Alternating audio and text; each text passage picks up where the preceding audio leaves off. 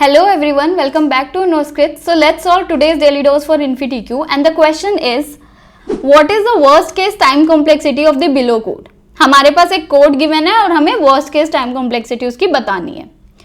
तो जब कभी भी हम टाइम कॉम्प्लेक्सिटी की बात करते हैं, हम जितने भी हमें पता है कि जितने भी अरिथमेटिक ऑपरेशंस हैं, जितने भी कंपैरिजंस हैं, सब हमारा कांस्टेंट टाइम लेते हैं, राइट। तो हम उन ऑपरेशंस को छोड़ देते हैं, हम उनको नेग्लेक्ट कर देते हैं बिकॉज वो कांस्टेंट टाइम लेंगे और हमारी टाइम कॉम्प्लेक्सिटी में ज्यादा कुछ कंट्रीब्यूट नहीं करेंगे, राइट। तो हम जो मेजर फोकस करते हैं वो अपने लूप्स के अंदर फोकस करते हैं, तो विदाउट वेस्टिंग एनी टाइम, अगर इस टाइप के आप क्वेश्चन एनकाउंटर करते हैं तो डायरेक्टली आप लूप पे जाओ और देखो लूप कितना टाइम ले रहे हैं। सो लेट्स सी, हमारे पास दो फॉर लूप गिवन है, this one and this one, ठीक है। एक जा रहा है 0 से लेके num1 तक,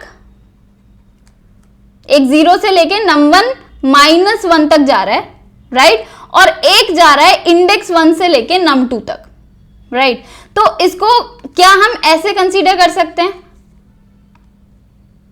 हम सभी ने वो वाले क्वेश्चन देखे होंगे जहां पे कि 0 से n तक जाता है, 0 से n तक जाता है और फिर i हमारा 0 से n तक जा रहा है, j हमारा i से n तक जा रहा है। इस टाइप के क्वेश्चंस हमने देखे हैं, राइट। ये आपको जस्ट कंफ्यूज करने के लिए क्वेश्चन में num1 की कोई वैल्यू दे दी है, num2 की कोई वैल्यू दे दी है और कुछ कैलकुलेट कर दिया है, राइट।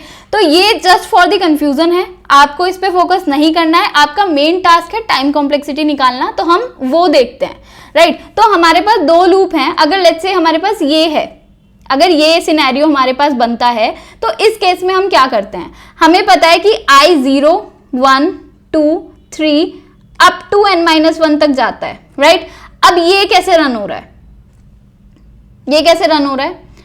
लेट्स से हम इसको m कंसीडर कर लेते हैं, राइट। नाउ हम क्या बोल रहे हैं कि ये i से स्टार्ट होगा n तक जाएगा। i से स्टार्ट होने का मतलब है 0 से स्टार्ट होकर n तक जाएगा, दैट मीन्स ये n टाइम्स रन होगा for this 0 value.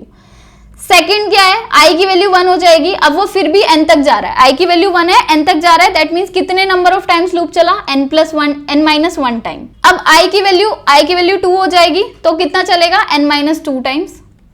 And similarly जैसे जैसे i की वैल्यू इंक्रीमेंट होगी, जो j वाला लूप है वो कम टाइम चलेगा, तो दैट मीन्स ये 1 तक जाएगा। तो ये जो सीरीज बन रही है, ये कुछ इस टाइप की सीरीज बन रही है, sum of first n natural numbers, right. तो यहाँ पे हमारा जो फॉर्मूला लगता है वो n into n+1 divided by 2 लगता है, दैट मीन्स n²। तो अगर हम इस केस में देखें तो n इंटू n² हमारी टाइम कॉम्प्लेक्सिटी है। तो यहाँ पे सिमिलर ही फंडा यूज हो रहा है, बस num1 दे दिया है, num2 दे दिया है।